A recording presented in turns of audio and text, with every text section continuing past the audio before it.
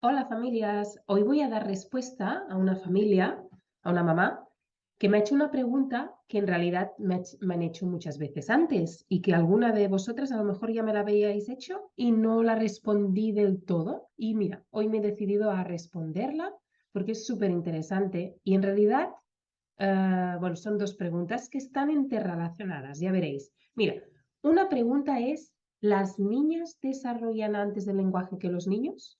¿O son más buenas las niñas en el lenguaje que los niños?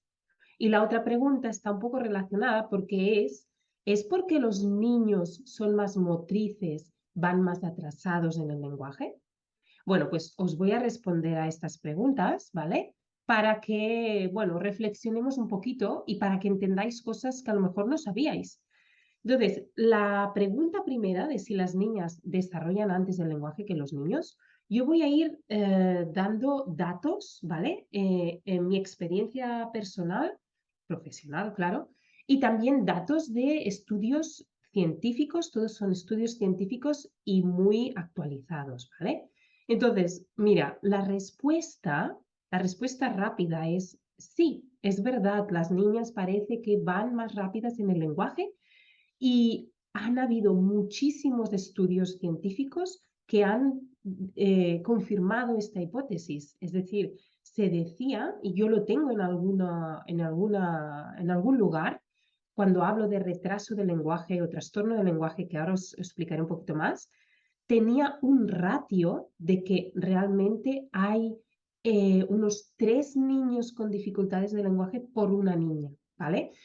Todo esto está sacado de estudios científicos, ¿vale? Lo que pasa es que al final, los estudios más recientes, ese ratio ya no es tan grande. En realidad, las diferencias entre niños y niñas con dificultades de lenguaje no son significativas según algunos estudios más recientes.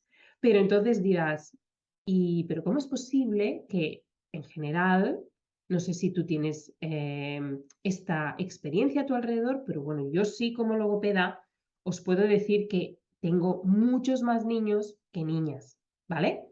Pero esto se explica en también los estudios realmente no porque realmente haya más niñas, sino porque a lo mejor, y estos son los estudios que se han hecho, las niñas pasan más desapercibidas que los niños. Y tiene que ver cómo las niñas y los niños, sí que es verdad que hay diferencias a la hora de comunicarse. Es decir, que hay diferencias entre niños y niñas en el desarrollo, esto es clarísimo, pero que sean significativas, que se diagnostique bien, eso ya es otra cosa.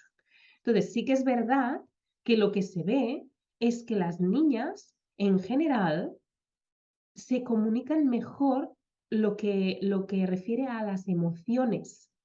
Y, en cambio, los niños son mejores para describir objetos o acontecimientos, es decir, para describir objetos o narrar historias, ¿vale? Las niñas son mejores con la expresión de las emociones.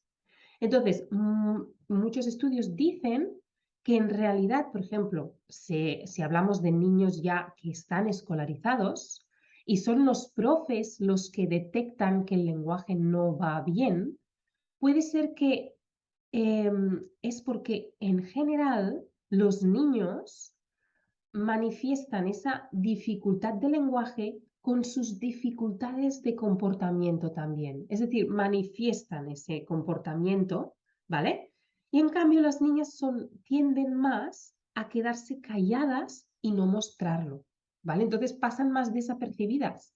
Los profesores, cuando un niño no molesta, pues no reparan en él o ella, ¿vale?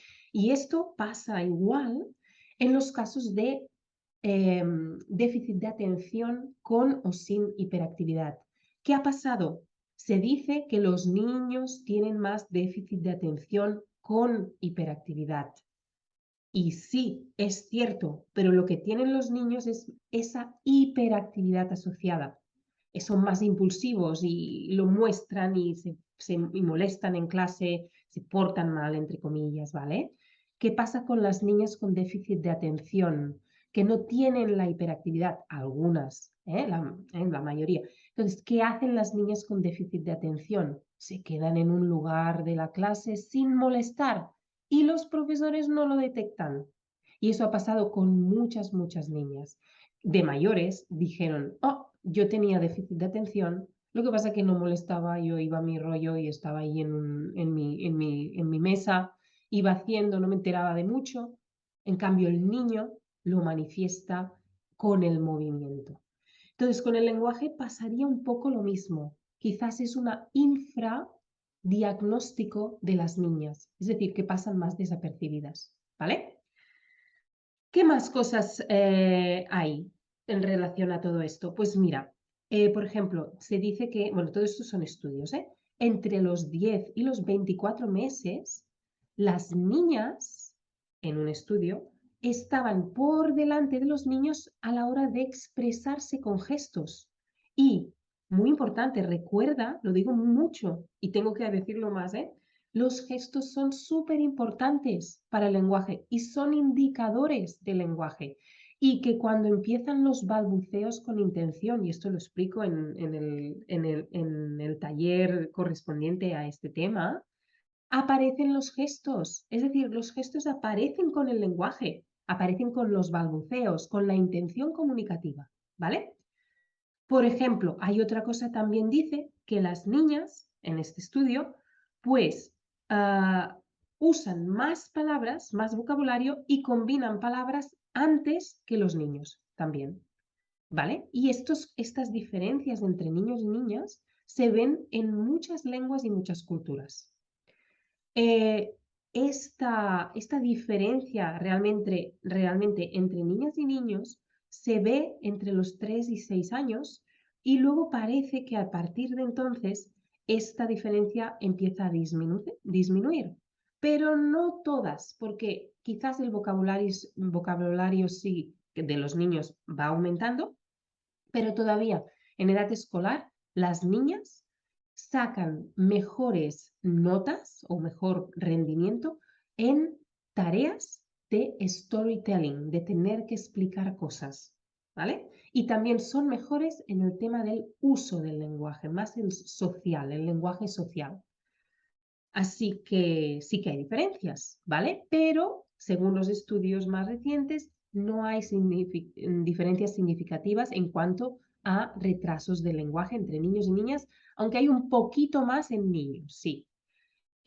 Otra vez, ¿qué puedo decir yo? Yo sí, y yo realmente tengo más niños siempre. Y en general, esto es una pregunta también que he encontrado por aquí cuando he estado haciendo esta investigación, que los logopedas tienen siempre más casos de niños, pero por lo que decía, que a lo mejor no es tanto por la realidad, sino por cómo se detectan, ¿vale? Por ejemplo, también hay estudios que sí que dicen que los hablantes tardíos es más común en niños y en niñas, pero tendría que ver con lo que acabo de decir, que ya he explicado un poquito, ¿no? Y que sí que es verdad que alrededor del 60% de los hablantes tardíos hacia los 5 años se ponen al nivel, 60%, pero hay un 40% que quedan con rendimientos inferiores en el lenguaje, con todo lo que eso provoca en lenguaje, o sea, en el rendimiento escolar, en el aprendizaje de la lectoescritura, también las matemáticas que tienen relación con el lenguaje también. ¿Qué más? Entonces, los datos que yo daba y que están, por supuesto, extraídos de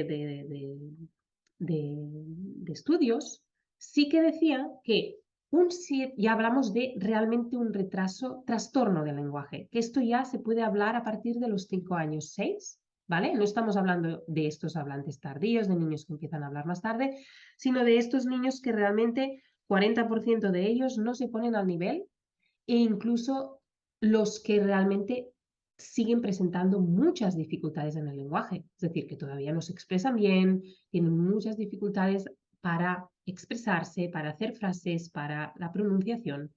Hay un 7%, se dice, de población infantil con un trastorno de lenguaje, ¿vale?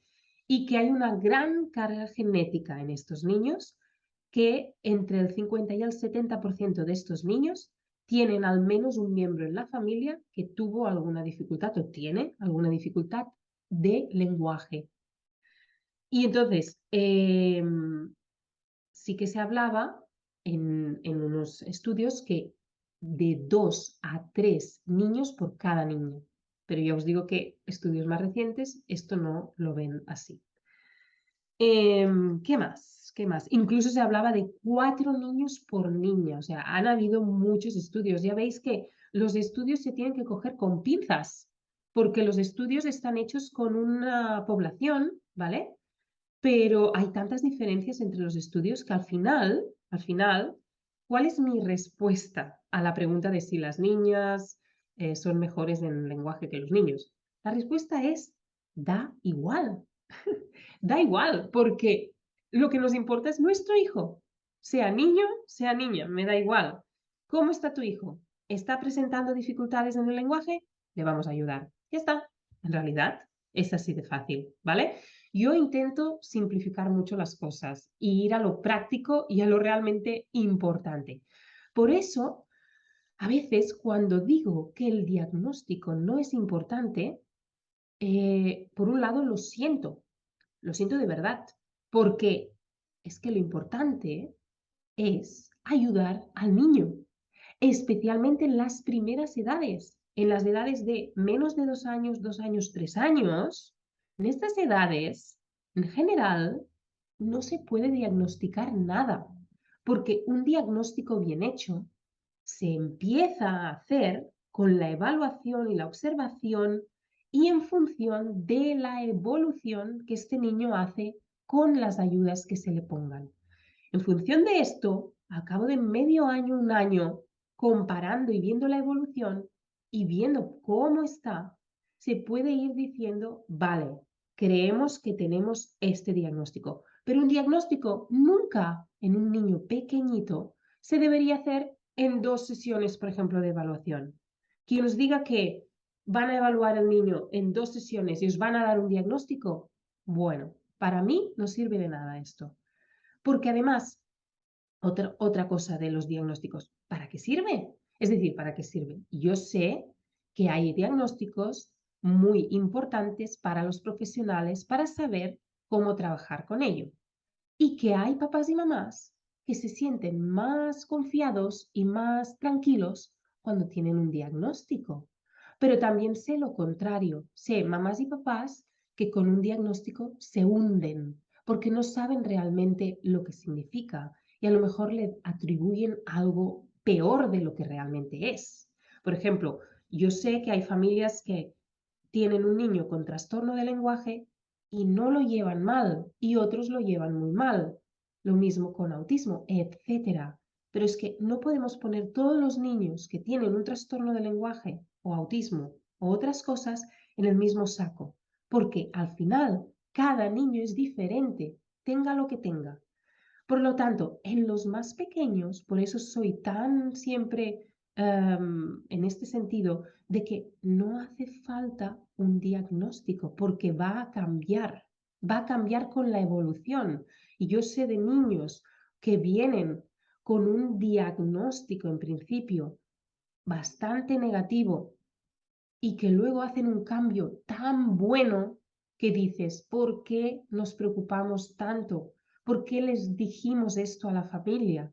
Se tiene que ser muy cauto. Entonces, todo esto viene como reflexión de si las niñas o los niños, da igual, tú tienes a tu hijo o hija, le vas a ayudar en el punto que está.